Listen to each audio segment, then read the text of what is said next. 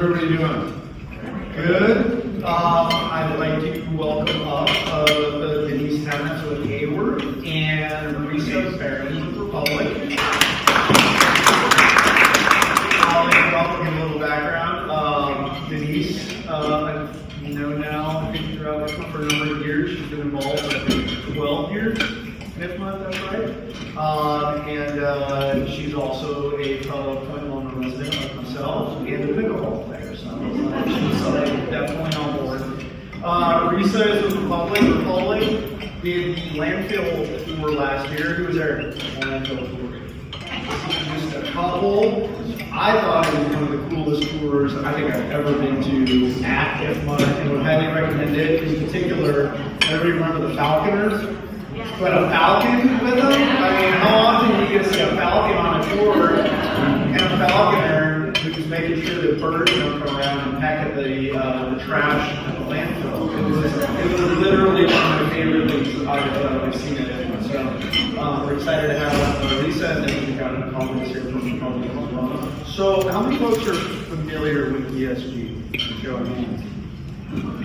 1, 2, 3, 4, 5.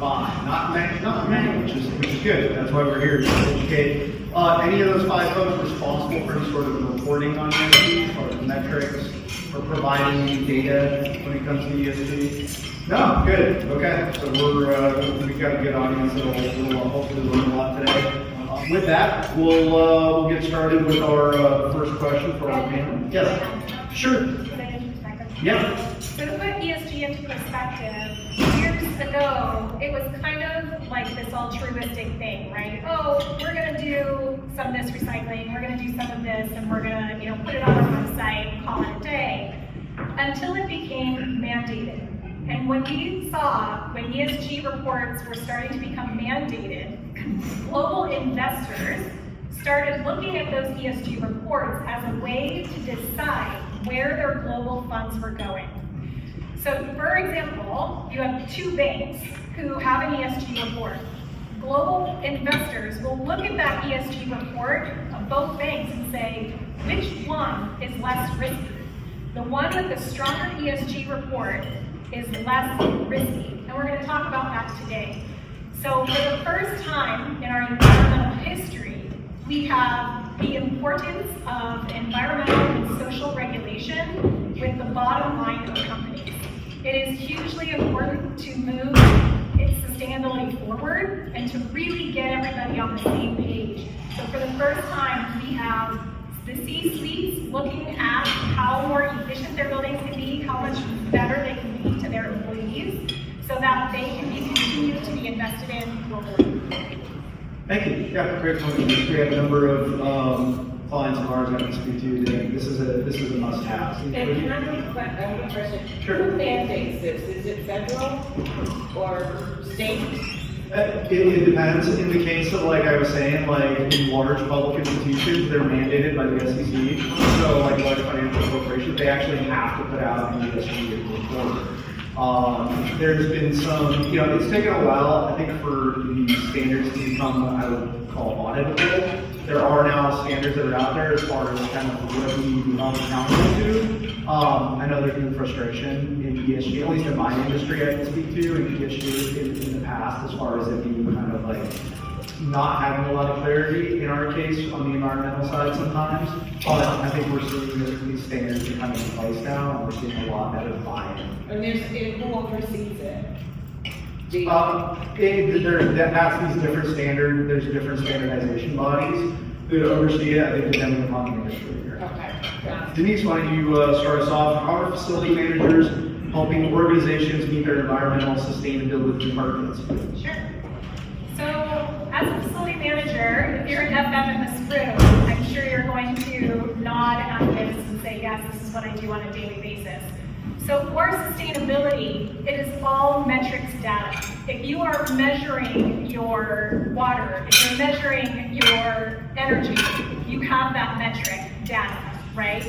So as an FM, I like to think of the ESG as a kind of a pyramid, right? So picture a pyramid in your head, and you have to really coincide the whole building with facilities, HR, and C-suite. I believe that FMs are the base of that pyramid. Because without that metrics data, without that measurable data to report, you cannot base any sustainability projects on that, right? Marisa, another question for you. How is data being used to track and communicate ESG performance? If you can't increase your waste diversion if you don't know where you stand. Do your assessment now to figure out what can be done and how are you going to reach your goals. That's great. Great segue into this chart. You're probably everybody's asking, what are all these numbers up here? So I will take a second to show you. So this is from our Avertex ERP system. It's a environmental impact report that we have in our client portal for our clientele. And this is actual live data for the year for one of our clients. And up here in the top left, you'll see total orders that we did 162 jobs for them. We recycled 103,000 pounds approximately. And the key to this is that we reuse about over 80,000 pounds. It's because this particular client, we remarket and resell a lot of laptops for.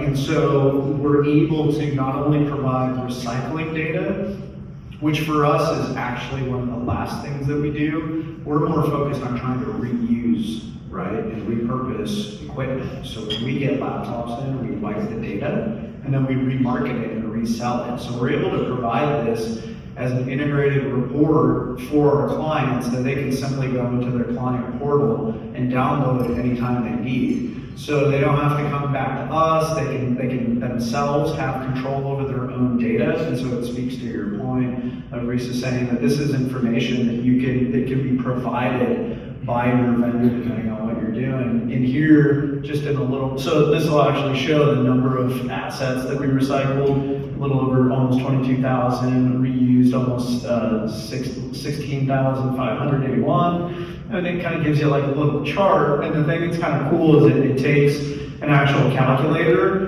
and it'll show based on this data, not only the recycled data, but the reused data, what the carbon offsets are in pounds, what the total cost savings are, some other information as far as water consumption, smog formation, et cetera, et cetera. So pretty much everything that they need. If it's somebody, a lot of folks here are facility managers, but you probably either interact or maybe wear the hat of environmental health and safety manager as well.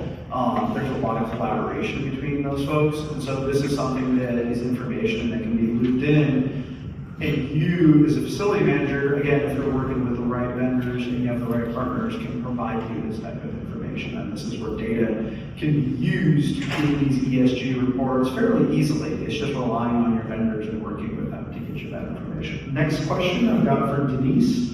How can facility design and maintenance support employee well-being and productivity? Ergonomics, making sure that the employees are actually staying healthy, that their bodies are not being hurt by the chairs that they're sitting in, making sure your workspaces are actually inclusive and have the right amount of spaces that serve all kinds of different brains and learning styles and neurodiverse personalities. Risa, what does governance mean in a facilities context? Recommend finding out what impacts you and your corporation. But also from governance, it's the reporting and the accountability piece of it. Governance is really the ethics and transparency of the data. That's really what it belongs to.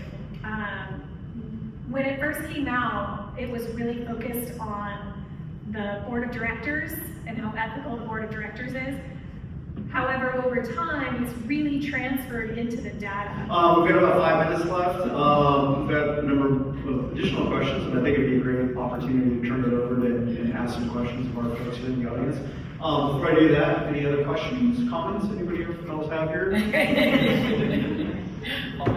So, I understand what's driving this is the plastic bag recycling is a huge problem, and plastic bags in the wrong kind of garbage is a huge problem. But I don't have any detail into that. Could you speak to that for a second so that we all understand why plastic bags are as big a problem as they are? So you put a plastic bag with all your plastic bottles and it goes into the recycling machine facility, it breaks the machine. And then the machine has to pause, and then they have to go in and fix it and clean it out.